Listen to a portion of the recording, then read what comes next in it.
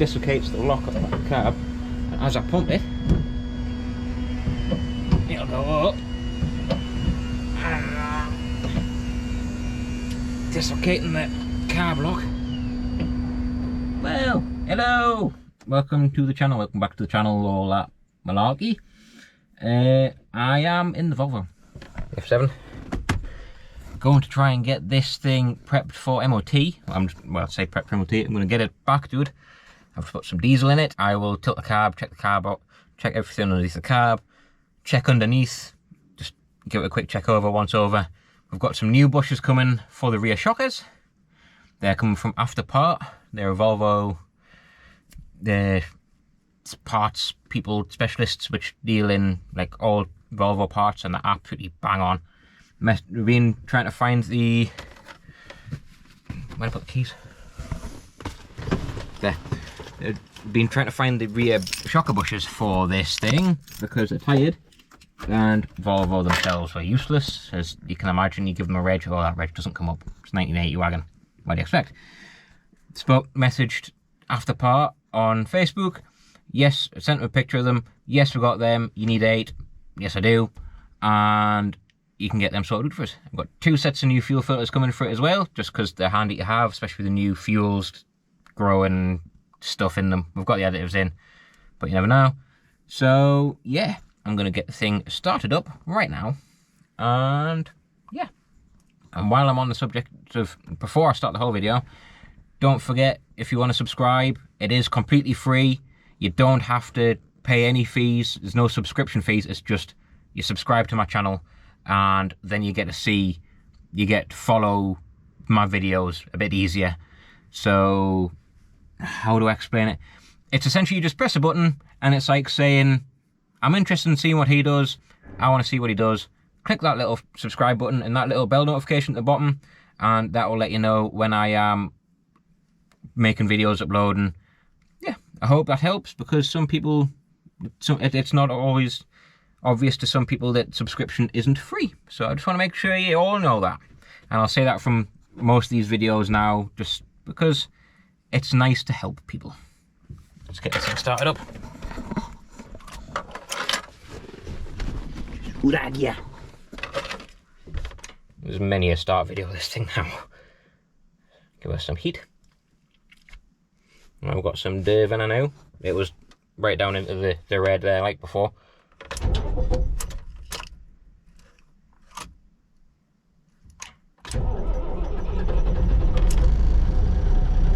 That's a new one. She's never done that before for us. Might have to check the batteries on her.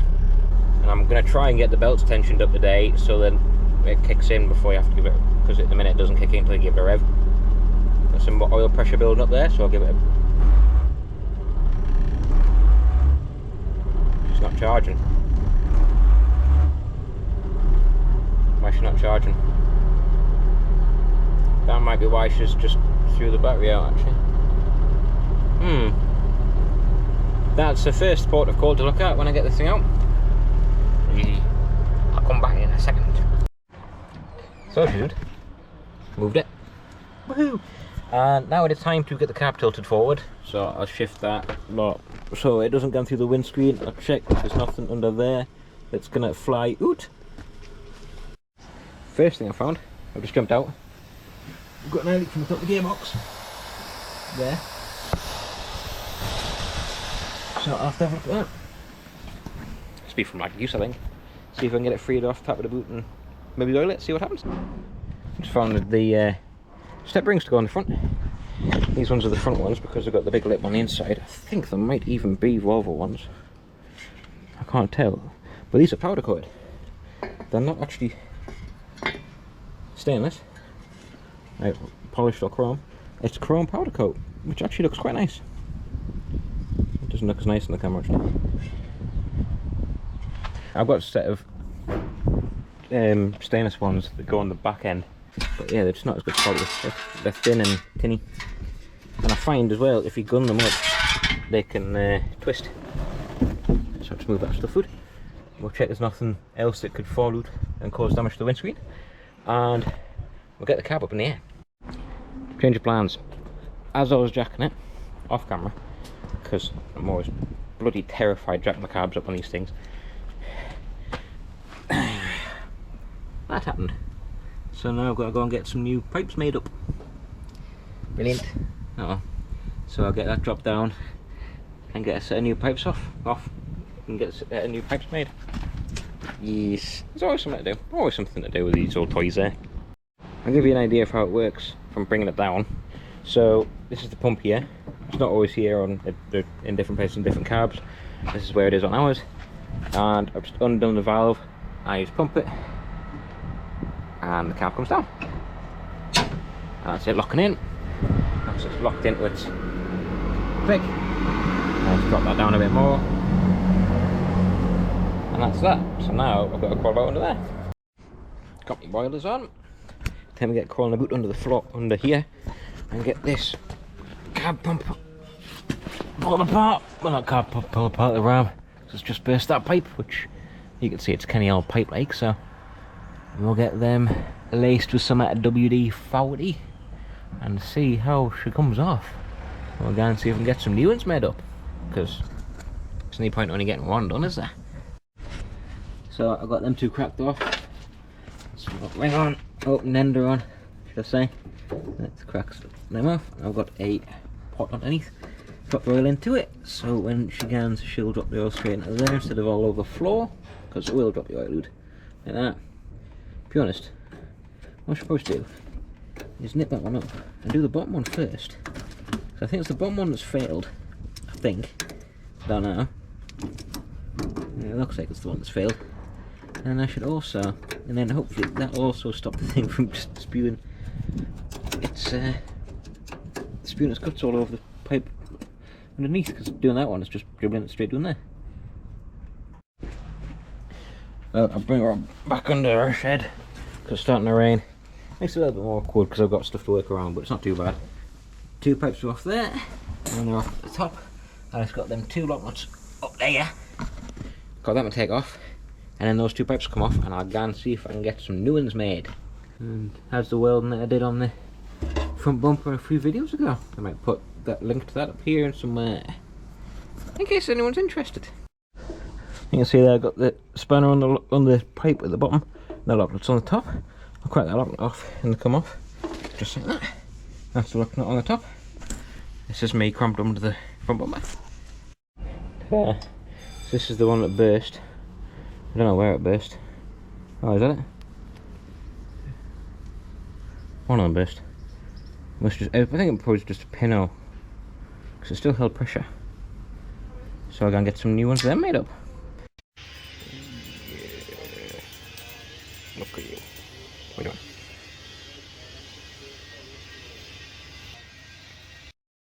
Got the new pipes. Hee hee. So we've used, I'll come over here so it's free. We've got new fitting on this end, and then he's cut off the ferrule on, or the fail or whatever you call it, I can't remember off the top of my head, on the old pipe, so we can reuse the old fitting because it's a bulkhead fitting that he didn't have. So we managed to reuse that, which is handy. Got some new pipe, which is rated up to, I think it's 5,800 psi. 5,800 psi. Time to get these clicked onto the wagon. Let's go get the spanner in. Instead of working doing in the carts doing there, let's get our back out of our shed, and then I'll also get the carb tip while the sun shines out.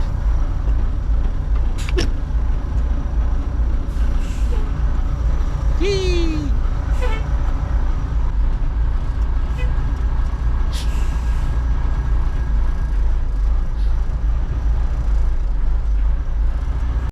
Got my pipes.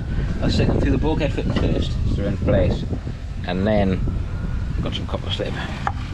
Get them bolted up, and I can put actual pipes on properly onto the bottom of the strut. That'll be the easiest way I think to do it. Get it snipped up. I'm actually using the camera to see because I can't see from where I'm sitting. These don't have to be that tight because they just hold the pipe in place. So I've checked. Top one went to top one, bottom one went to bottom one. Nice and easy. So I'll pop this pointing up there and put on time lapse so you can see it spannering.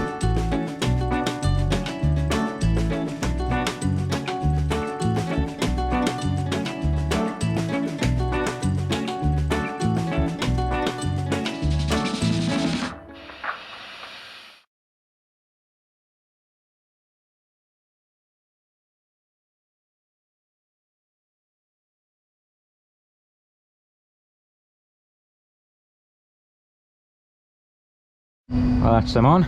As you probably saw in the time lapse, I put that one on first and then realised because these ferrules are bigger, or these unions are bigger, they were a 14, now they're a 17, because these ones are new. I realised I couldn't get me 17 on the bottom, so I take the top one off, put the bottom one on to put the top one back on. You think something? Is that someone turning up? It is. 2 minutes. So of course now it's lost a bit of fluid, I might have to top it up. So I'll see about topping it up. Just poured some hydraulic fluid into a syringe.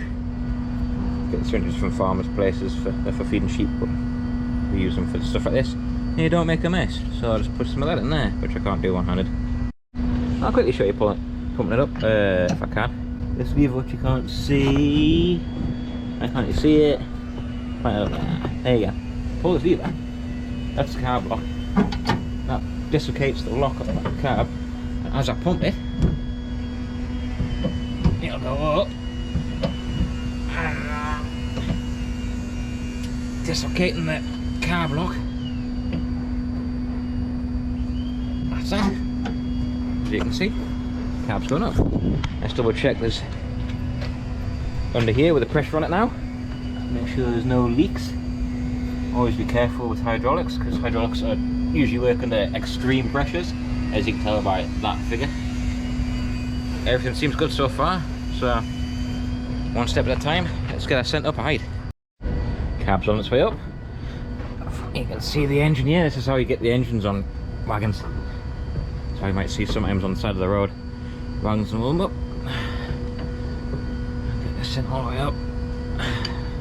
One pump at a time, nice and slow. There's a latch there, silver latch. Right there. And that's a brace. You never work under an unpropped carb, because if hydraulics go, it comes down on top of you and kill you. And we don't want that, do we? Not at all. Cab's up. I always take it really, really slow when I get to the top. I like to hold on to the bottom step, just so it doesn't, because we usually when they come up again, everyone that's tipped the carb will know, but they're going further up, and get to a certain point it goes sort of light on the pump, and then you one more pump and it goes ding, and it'll bounce. But if you can hold pressure on it, I find if I hold pressure on it, I can just stop it from bouncing, and it's kinder on everything. When you think the only thing that's stopping the carb from going over really is these 3 bolts, or this cotter pin, this pin. How's pin? I can't know what pin it's called. Oh, I think there's the steel strap somewhere, but I wouldn't want to trust it. Like, yeah, it's a bit kinder. Yeah, let's get these belts checked. There's the belts I need to check off because it's not kicking the pump in, and yeah, look at this, lovely. Yeah. Well, I know this bit's a bit unexpected, but I wasn't expecting to do it either.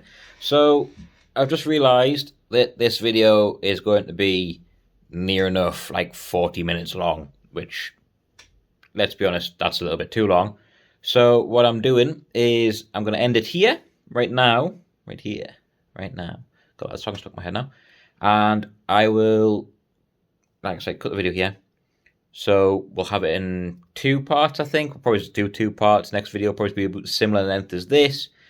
And it's just kinder on everyone because, let's face it, we all get bored at about 10-15 minutes, don't we? So that's this video bit done.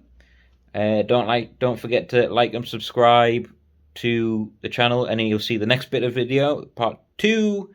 And don't worry, as I've said before, it's free to subscribe. All you need is a YouTube account, and I hope to see you in the next video.